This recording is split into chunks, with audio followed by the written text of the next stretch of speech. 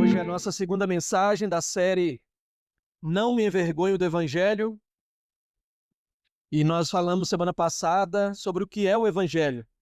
É plano, é evento, é conquista, é oferta e é aplicação. Isso que nós aprendemos em 1 Coríntios 15, que o Evangelho realmente, pela obra de Cristo, é o poder de Deus que nos salva e nos transforma. Agora, em Mateus capítulo 6, nós vamos ler a partir do versículo 5 e vamos perceber que compreender o Evangelho e proclamar o Evangelho não é o único propósito de Deus para as nossas vidas. Eu queria que você tivesse isso em mente. Resumindo a mensagem dessa noite, Deus não quer que apenas compreendamos e proclamemos, mas Ele quer que nós encarnemos o Evangelho, que nós transpiremos o Evangelho. É sobre isso que vamos falar nesta noite. Por isso, escolhemos a oração ou uma das coisas mais difíceis que Jesus poderia nos pedir. Parece simples, né? Parece fácil, a oração do Pai Nosso, mas vamos refletir algumas coisas nessa noite. Mateus 6, a partir do verso 5. E quando orarem, não sejam como os hipócritas, que gostam de orar em pé nas sinagogas e nos cantos das praças, para serem vistos pelos outros. Em verdade lhes digo que eles já receberam a sua recompensa. Eles já apareceram. Essa é a recompensa. Já foram aplaudidos.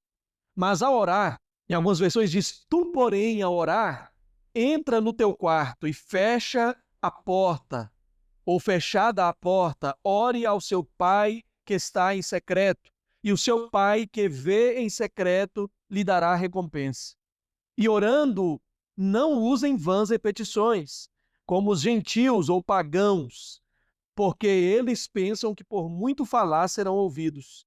Não sejam, portanto, como eles, porque o Pai de vocês sabe o que vocês precisam, antes mesmo de lhe pedirem. Portanto, orem assim: Pai nosso, que estás nos céus, santificado seja o teu nome. Venha o teu reino, seja feita a tua vontade, assim na terra como no céu. O pão nosso de cada dia nos dá hoje, e perdoa-nos as nossas dívidas, assim como nós também perdoamos aos nossos devedores. E não nos deixes cair em tentação, mas livra-nos do mal, pois teu é o reino, o poder e a glória para sempre. Amém. Sabe qual é o grande desafio e o grande contraste aqui que Jesus quer ensinar para os seus discípulos que são judeus? É que eles não conseguiam, culturalmente falando, historicamente falando, a grande dificuldade, e a gente vai perceber isso dos discípulos na caminhada com Jesus, é difícil, é muito difícil conectar o que eu faço para Deus em como eu me relaciono com as pessoas ou o que eu faço para as pessoas. A ideia judaica é que não há conexão entre o que você faz para Deus e o que você faz para as pessoas. Por isso, Deus, que é superior às pessoas, deve ser, ou deve ter, principalmente, o nosso foco no cumprimento de obrigações, no cumprimento das leis. E por isso que eles não conseguiram enxergar que os 10 mandamentos, na verdade, eram um modelo de que o ser humano, ou de que o homem, não poderia fazer tudo o que Deus gostaria que ele fizesse. Olha que coisa interessante. Os 10 mandamentos não era sobre fazer tudo o que Deus agrada e pronto. Era o inverso. Era para provar que ninguém conseguiria fazer tudo o que Deus se agrada. Ninguém consegue amar a Deus sobre todas as coisas. Ninguém consegue não cobiçar. Os 10 mandamentos não era a ideia assim de, olha, faça isso e, como diria o carioca, tá safo, tá suave, tá sossegado. Faça os 10 mandamentos e pronto, tá resolvido. E aí a busca incessante dos judeus era, vamos cumprir os 10 mandamentos, porque é a lei de Moisés, é a lei que Deus nos deu, então cumpriu ela, estamos quites.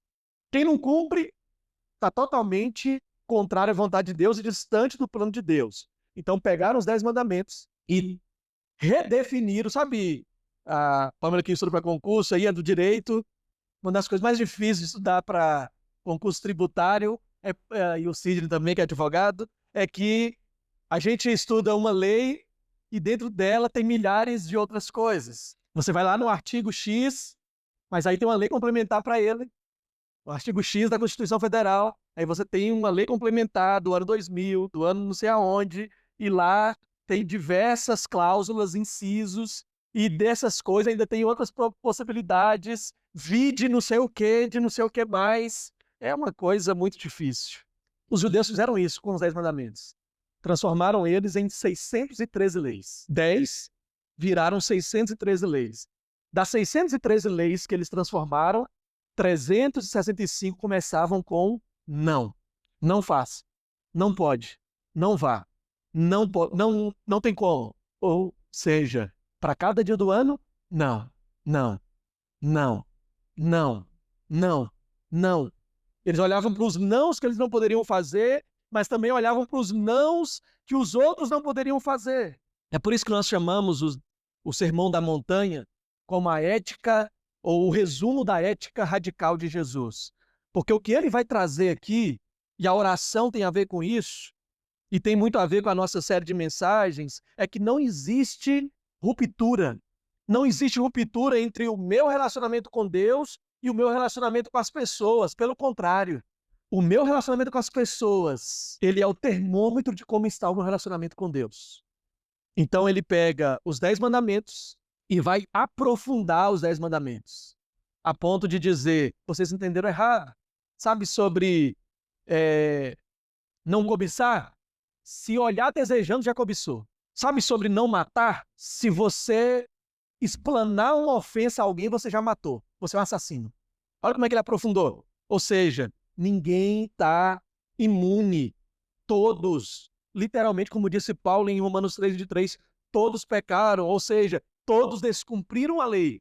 Todos estão distantes de Deus. Então a oração do Pai Nosso de Jesus não é apenas sobre como deve ser a estrutura de uma oração evangélica. Eu queria que você olhasse para o Pai Nosso, para a oração do Pai Nosso, e hoje refletisse de uma maneira diferente. Qual é o jeito de viver dos discípulos de Jesus? Os discípulos de Jesus não se envergonham do Evangelho, porque eles vivem de um jeito oposto. Você viu a conjunção adversativa aí? Os pagãos, os hipócritas. A palavra hipócrita aqui no grego significa os de duas personalidades, os de duas faces, ou poderíamos ainda transliterar como aqueles que encenam, os encenadores, os atores. Eles oram em praça pública buscando aplausos, porque eles estão de olho em performance.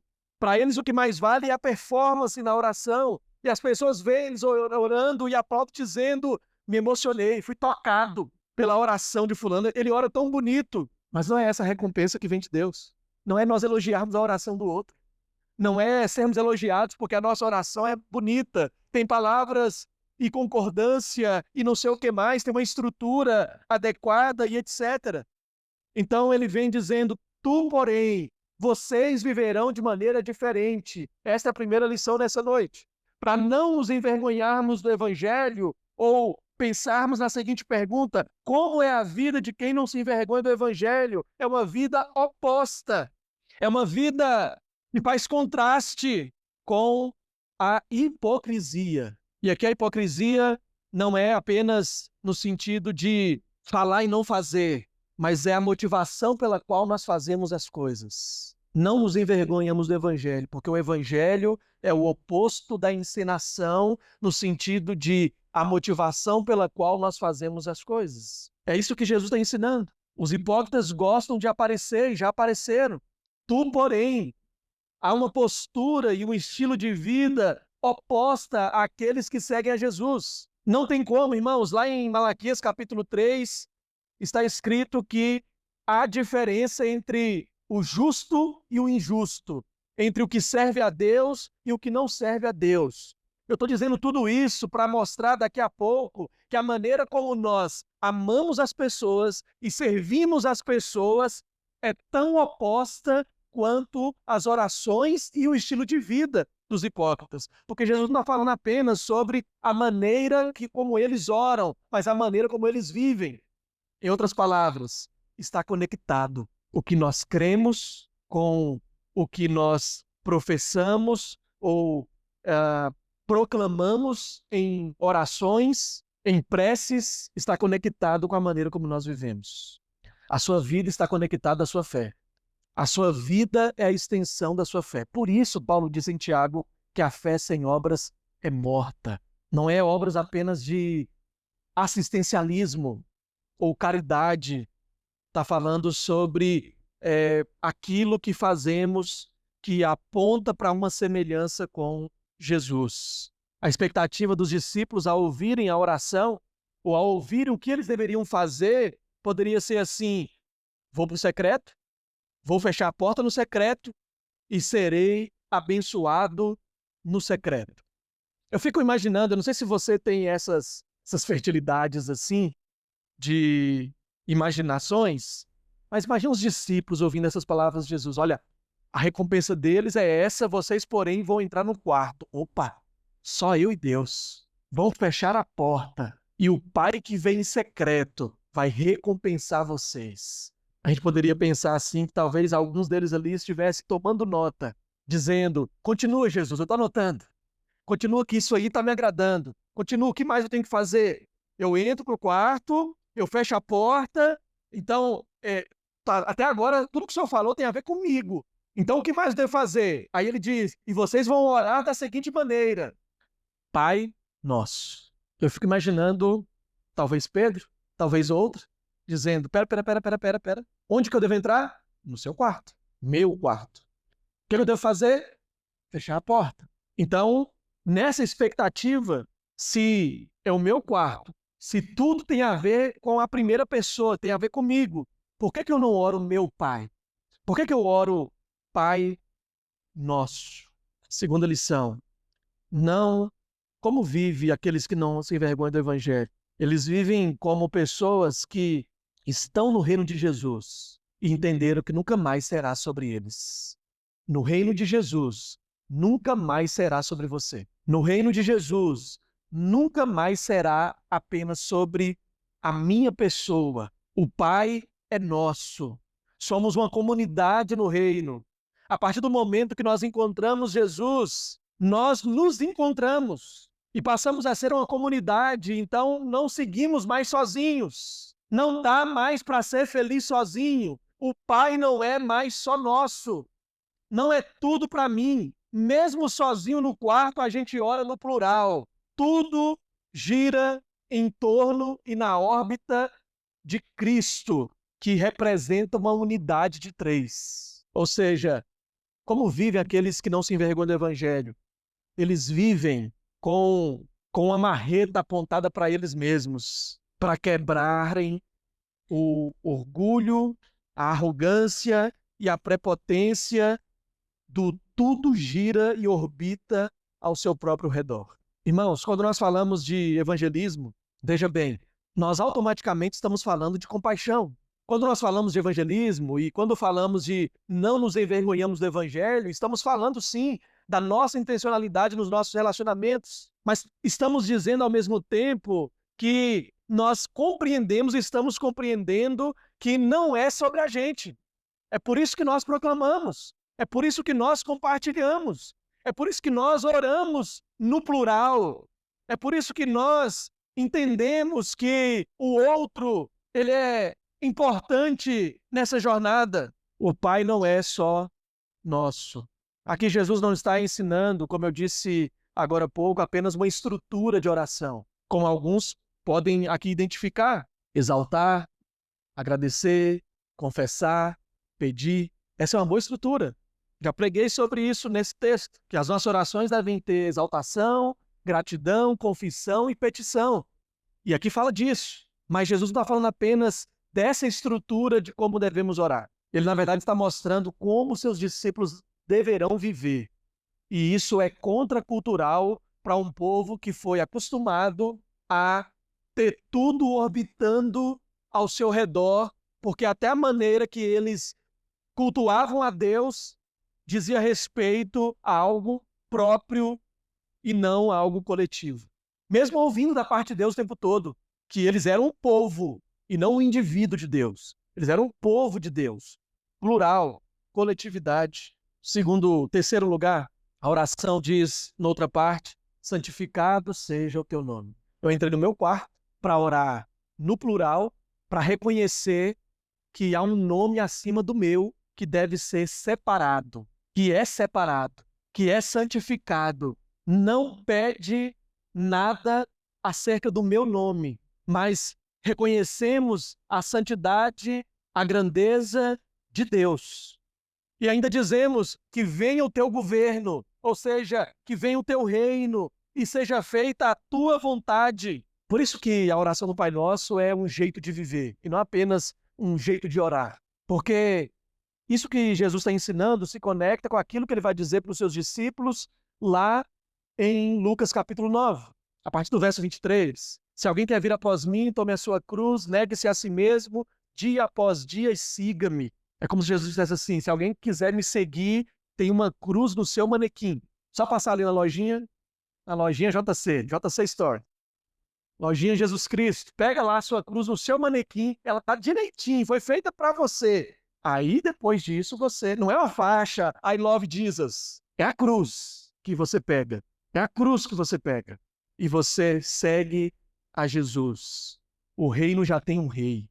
E não é o Antônio, não é o João, não é o André. É isso que a oração está ensinando. Por que que nós não nos envergonhamos do Evangelho? Porque ele nos lembra que o reino de Deus já tem um rei. Então que venha o reino dele, o governo dele.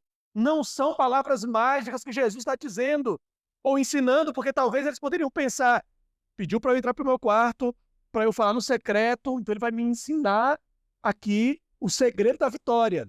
O segredo do triunfo. Quais são as palavras mágicas que eu devo falar para que a coisa aconteça? Salabim, midrim. Qual que é a palavra mágica, Jesus? A palavra mágica é morra. A palavra mágica é cruz. A palavra mágica é negar a mim mesmo, não importando o que eu queira. Eu sei que isso é bonito para a gente cantar. Isso é bonito para a gente poetizar, para a gente arranjar musicalmente sobre importa que ele cresça, que eu diminua. Isso é bonito, isso faz até rolar lágrimas nos olhos. Mas isso tem que ser mais do que uma canção. Ele nos ensina a glorificar e exaltar o nome dele. Negue-se a si mesmo. A verdadeira vida não está onde o meu umbigo deseja, mas onde ele governa. Agora, irmãos, isso se chama evangelho. E é disso que nós estamos dizendo que não nos envergonhamos. De viver uma vida abnegada, não nos envergonhamos. De viver uma vida altruísta, não nos envergonhamos. De viver uma vida para além de nós mesmos, não nos envergonhamos. De viver uma vida que doamos a nossa própria vida pelos outros, não nos envergonhamos. De negar a nós mesmos, não nos envergonhamos. Por isso Jesus está usando plural. Tem que incluir. Plural. Não dá para ser feliz. A próxima parte perdoa. A próxima parte é o pão nosso. De cada dia dá-nos hoje. Não estou feliz porque eu tinha um e agora tenho 5 pães na minha mesa.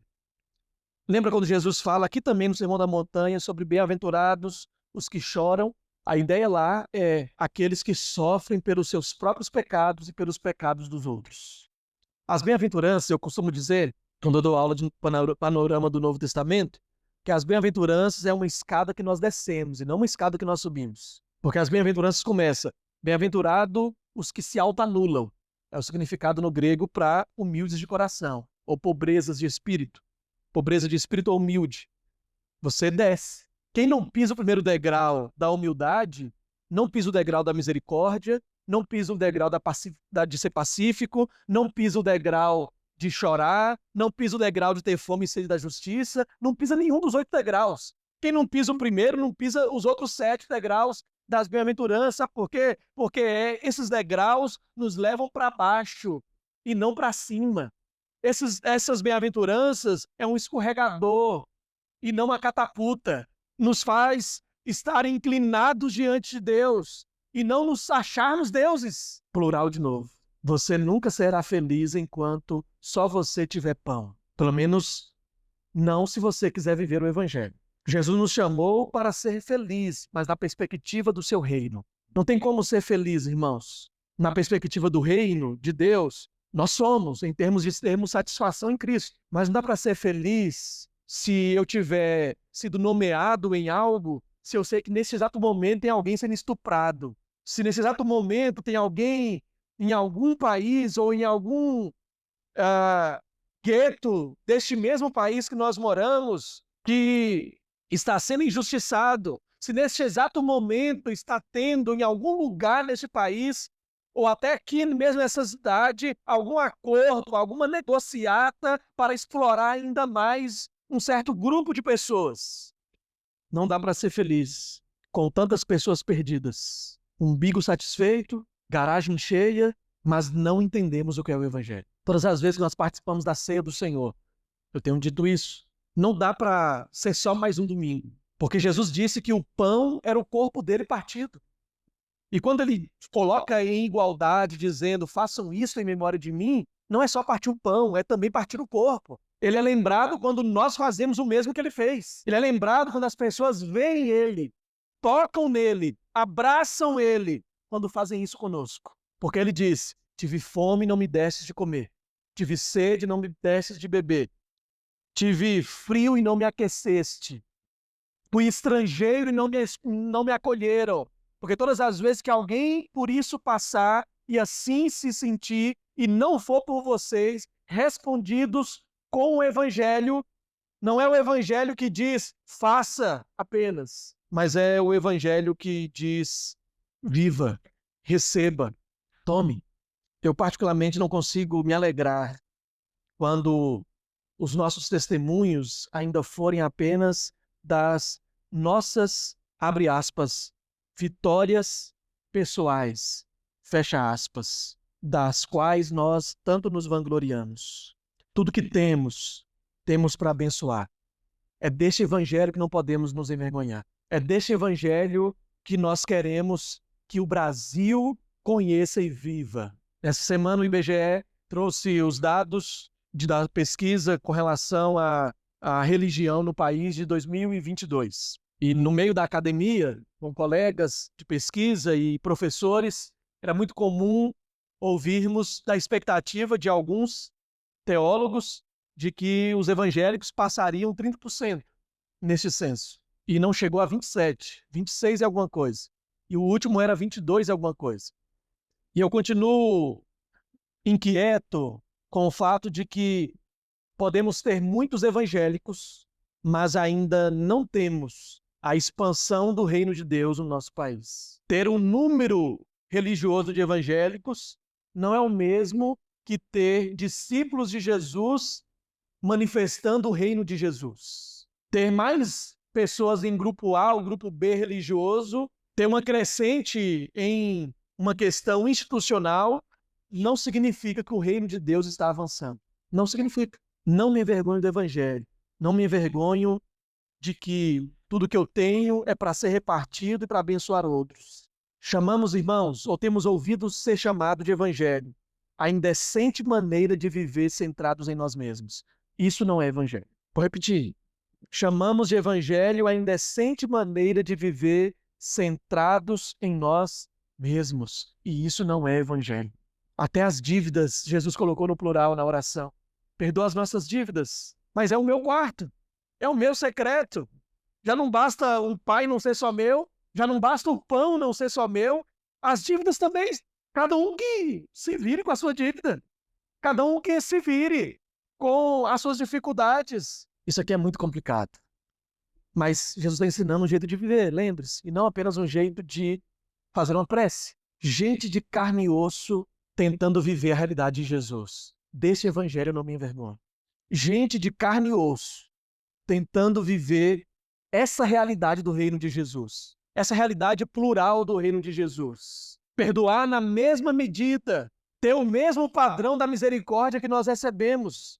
É isso que Jesus está ensinando, é esse jeito de viver, é esse evangelho que não podemos nos envergonhar. O evangelho que olha para o caído e diz, eu sei o que é ser caído, mas eu sei tanto quanto ser caído, o que é ser alvo da misericórdia. E eu reajo com misericórdia. Eu reparto misericórdia, porque eu reparto aquilo que eu recebi dele. É assim que Paulo diz. Porque eu recebi do Senhor o que também vos entreguei. E ele diz isso em Romanos 11, em 1 Coríntios 11, 23, sobre a ceia. Mas ele diz também no texto da mensagem do domingo passado, de 1 Coríntios 15. Ele diz, porque eu recebi do Senhor, verso 3, o que também vos entreguei. Cristo morreu pelos nossos pecados, segundo as Escrituras. E ressuscitou ao terceiro dia, segundo as Escrituras. Eu recebi isso e quero compartilhar com vocês. O que você tem recebido do Senhor? Você tem recebido do Senhor um Pai? É isso que você deveria compartilhar com os outros. Você tem recebido do Senhor pão? É isso que você deveria compartilhar com os outros. Você tem recebido do Senhor quitação de dívidas? Ele levou sobre si todo o escrito de dívida que tinha contra nós? Você deveria compartilhar isso com os outros. Por isso que Jesus coloca na mesma medida. É por isso, irmãos, que a gente pode até criticar aqueles que oram isso todos os dias. Mas a verdade é que nós não temos coragem de orar isso todos os dias. E você pode dizer, não, mas eles lá, você sabe o que eu estou falando, ora só para repetir. Mas nem repetindo a gente tem coragem de dizer, perdoa as minhas dívidas como eu perdoo. Você já orou uma semana seguida o Pai Nosso? E nessa parte te dava nó na garganta? Perdoa as minhas dívidas na mesma proporção, que isso significa, na mesma medida que eu tenho perdoado as dívidas dos meus irmãos. Isso aqui nos deixa no vermelho. Isso aqui nos deixa com saldo negativo. Porque nós estamos pedindo para o Senhor nos tratar da mesma maneira que nós tratamos os outros. E parece muito justo. A oração diz, Senhor, perdoa todas as nossas dívidas. Mas tem um detalhe, nota de rodapé. Me perdoa na mesma medida que eu perdoo. Tenha misericórdia de mim na mesma medida que eu tenho misericórdia. Estenda a mão para mim na mesma medida que eu estendo a mão para o outro. Me socorra tanto quanto, me abençoe tal qual, faça por mim como eu tenho feito. A gente só consegue viver junto ou juntos se olharmos ao redor e reconhecermos que sabemos o que é tropeçar e o que é misericórdia. Só assim é possível sermos igreja. Só assim é possível, irmãos, eu vou usar uma dualidade, mas não que ela seja correta, de dizermos para os outros, porque a gente faz muito isso, né? Nós e eles. A gente fala do mundo como se a gente estivesse dentro do mundo como hippies. Assim, nós não desfrutamos de nada do mundo. Não participamos de nada do mundo. E a gente fala assim, precisamos pregar para aqueles que estão no mundo. Nós também estamos no mundo. Mas temos a consciência de que não somos dele.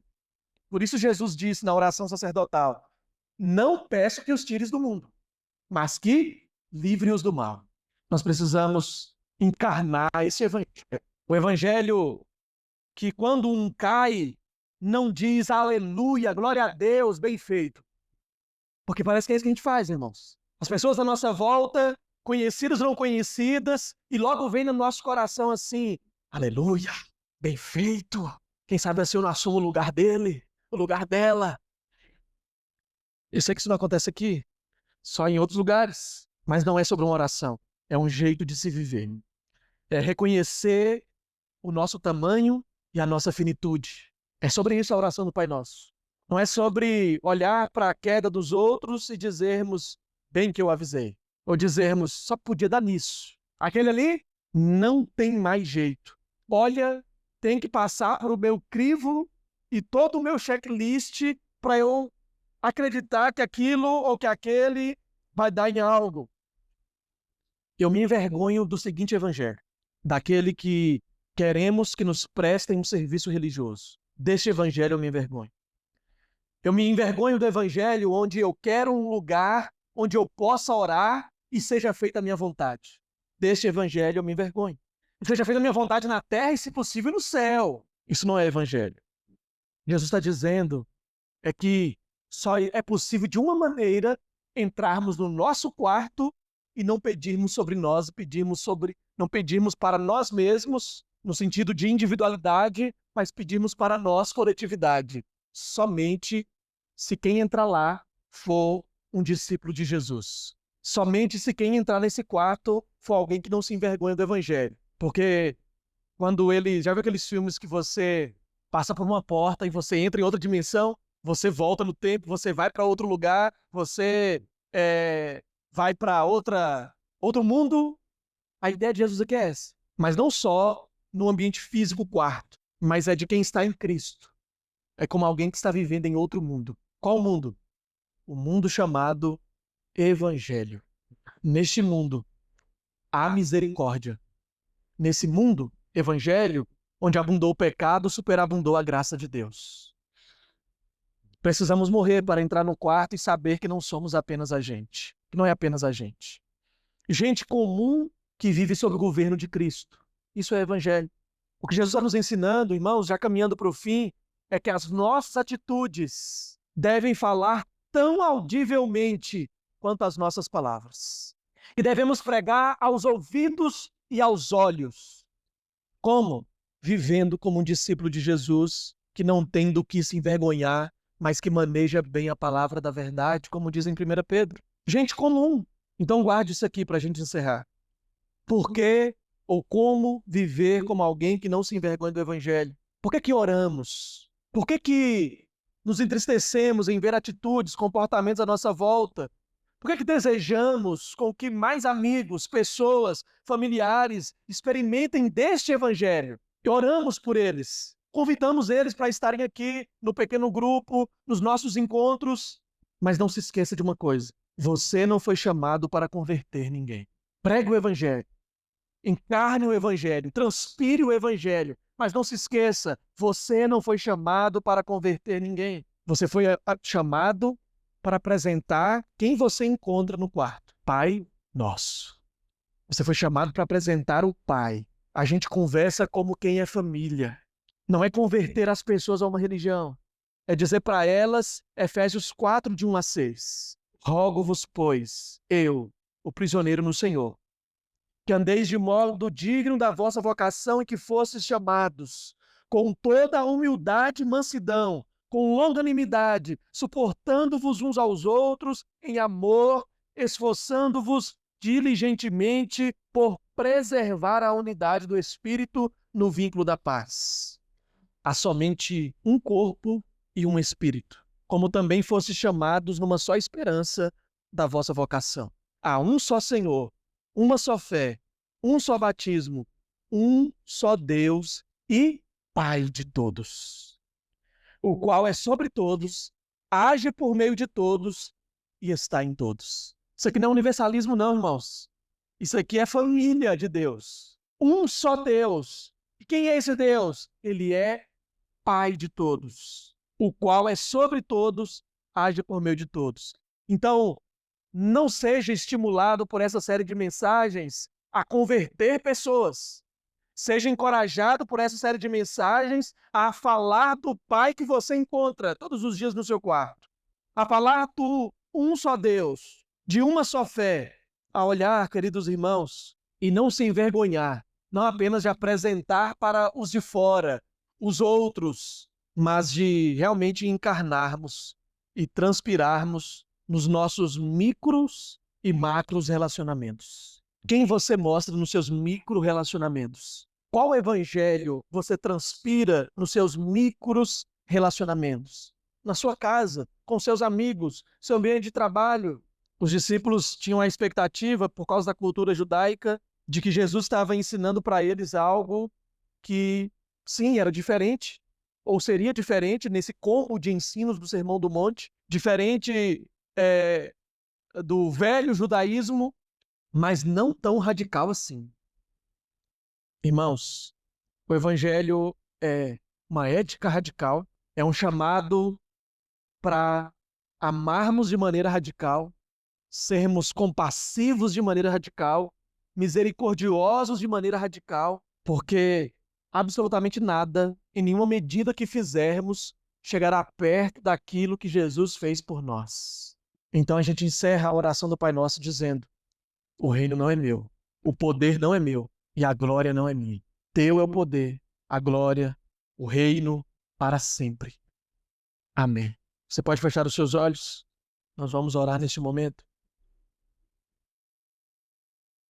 Por mais que seja redundante dizermos não me envergonho do Evangelho, é necessário, como temos feito desde o domingo passado, caracterizar, categorizar de que Evangelho ou de qual Evangelho estamos falando.